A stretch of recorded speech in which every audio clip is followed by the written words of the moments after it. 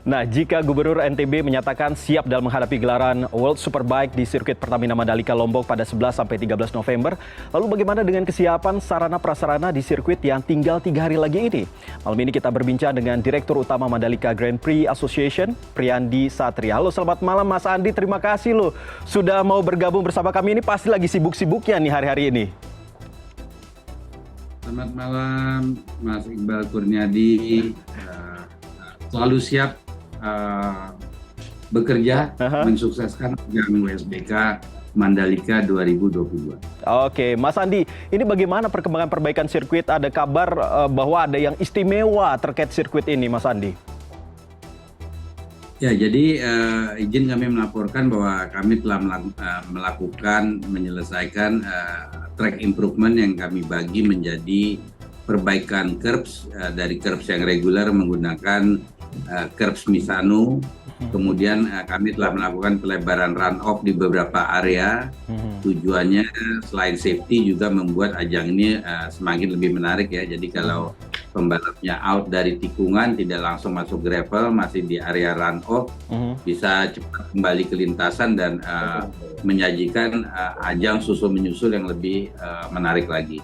Dan terakhir kita sudah menyelesaikan pengelupasan permukaan lintasan setebal 5 cm, kemudian kami lapisi dengan aspal baru yang sudah dicoba teman-teman dengan motorbike besar, superbike. Hasilnya menurut mereka cukup bagus, sangat bagus. Oke, berarti ini artinya bahwa kalau tahun lalu ada sedikit permasalahan ataupun komplain begitu dari para pebalap terkait dengan adanya kerikil-kerikil, ini dijamin tidak akan ada lagi kerikil-kerikil itu yang akan menyerang mereka begitu ya Mas Andi ya? Kalau hasil percobaan saya dengan teman-teman, kami sudah melakukan beberapa kali tes di track ya, tidak ada butiran-butiran kerikil yang terlepas. Jadi memang campurannya berbeda. Saya rasa di ajang WSBK kali ini saya dapat menyatakan bahwa tidak akan terjadi lepas kerikil kecil-kecil yang menjadi komplain para pembalap. Oke, kalau memang sudah dilakukan pengetesan dan lain sebagainya, soal homologasi sirkuit bagaimana ini? Apakah memang perlu dilakukan lagi? Ya, homologasi ini seyogianya dan seharusnya dilakukan setiap kali menjelang balap ya. Jadi 2 hari yang lalu kami telah bertemu dengan Tamara, salah satu tim official yang hadir di sini. Belum secara resmi, tapi beliau sudah memasuki sirkuit, mengelilingi sirkuit, melihat permukaan sirkuit, safety area, curbs yang baru, run-off yang baru. Prinsipnya homologasi Grade B ini dapat diberikan untuk melangsungkan ajang WSBK, namun resminya tentunya baru akan diberikan hari Kamis besok sebelum melakukan sesi kualifikasi. Oke, kalau kita berbicara soal sirkuit sendiri memang sudah selesai begitu. Tapi kalau secara umumnya bagaimana Mas Andi melihat kalau kita ketahui bersama memang seperti Marshall, terus juga ada tim kesehatan dan sebagainya, itu apakah sudah siap juga? Ya, jadi kesiapan ini kami bagi menjadi 2 ya. Pertama kesiapan balap dan yang kedua adalah kesiapan non balap. Kalau kesiapan balap ini meliputi Marshall, berbagai perlengkapan, berbagai safety area. Jadi kalau Marshall kita sudah mengambil Marshall yang lama, yang WSBK MotoGP, namun tentunya 100% ada semua, ada yang sudah mendapat kerjaan, ada yang sudah pindah.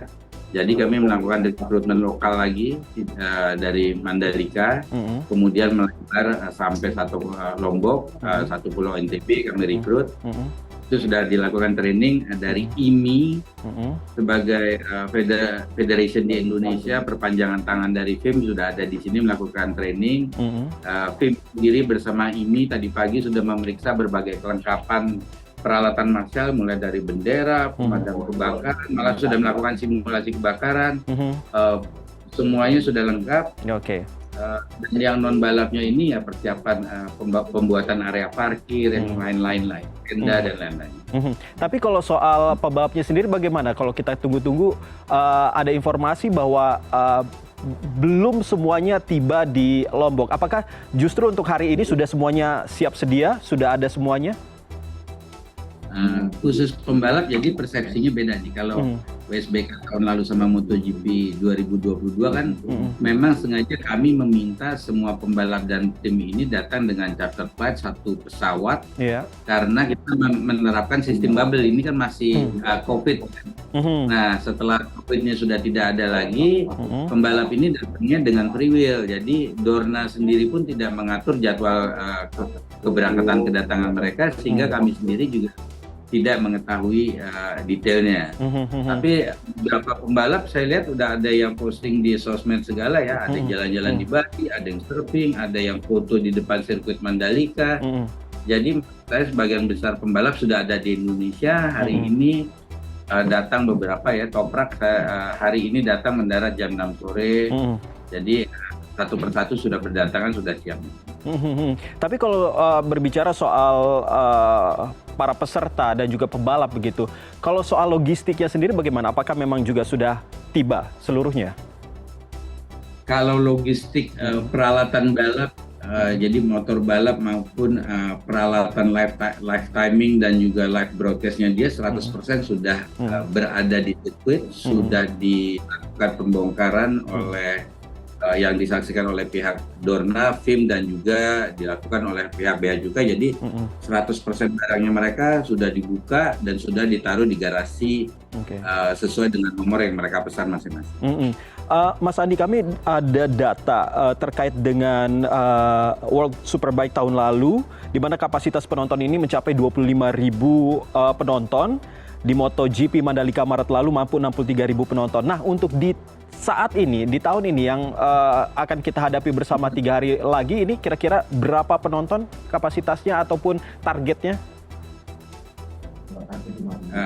Target kita adalah 45.000 sampai 50.000 penonton.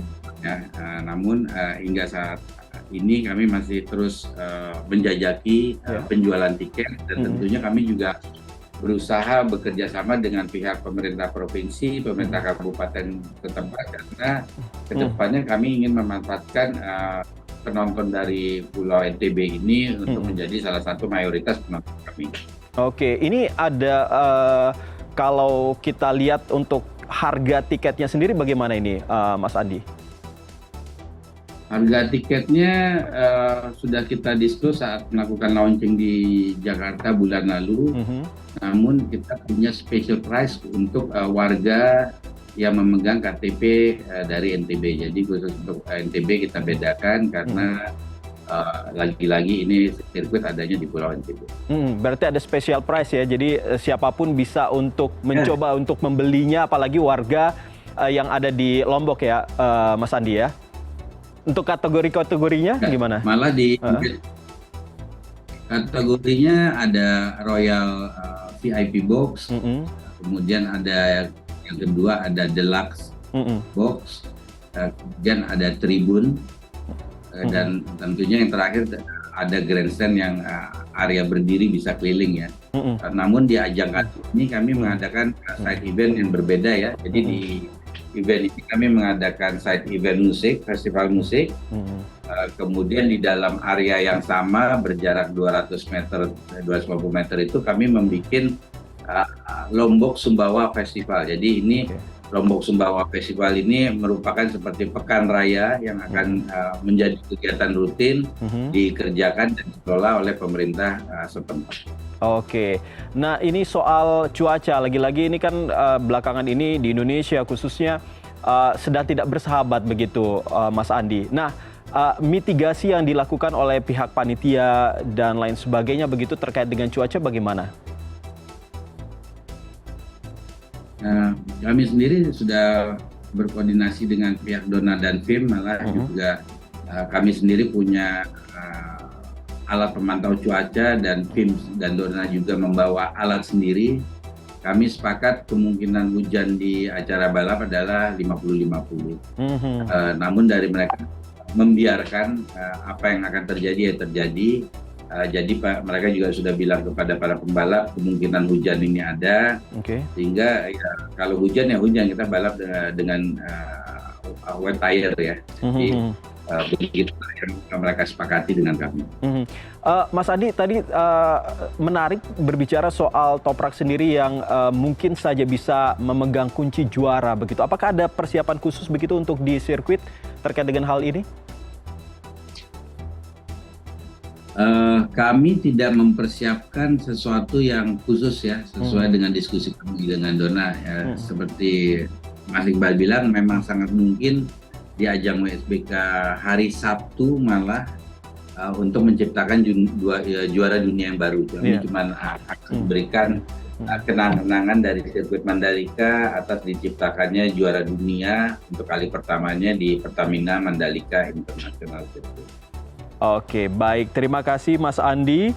Itu tadi Direktur Utama Mandalika Grand Prix Association, Priyandi Satria, sudah berbincang dengan kami di malam hari ini. Semoga acaranya bisa berjalan lancar dan sukses ya Mas Andi ya.